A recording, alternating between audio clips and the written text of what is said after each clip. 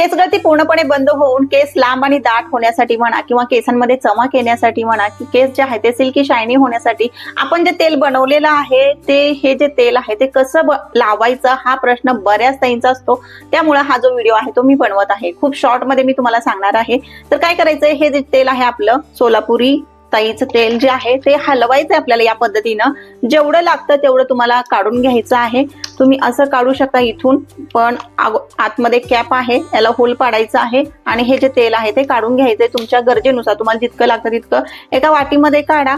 या तेलाला गरम करायचं नाही किंवा या तेलामध्ये दुसरं कोणतंही तेल मिक्स करायचं नाही। शक्यतो रात्रीच्या वेळेस स्वच्छ केसांमध्ये आपल्याला हे तेल जे आहे ते लावायचे, केसांच्या मुळांना लावायचे आणि हलक्या बोटाने 10 ते 15 मिनिटाचा व्यवस्थित मसाज द्यायचा आहे।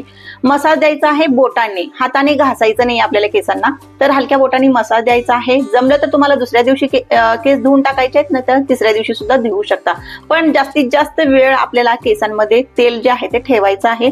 जर तुम्हाला बाहेर कुठं कामावरती वगैरे जायचं असेल तर तेल नको असेल तर तुम्ही कमीत कमी एक रात्र तरी केसांमध्ये तेल जे आहे ते ठेवायचं आहे।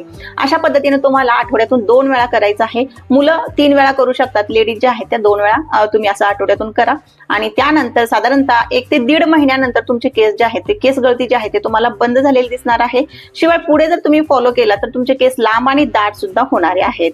आशा करते हे तेल कसं वापरायचं हे तुम्हाला लक्षात आलं असेल।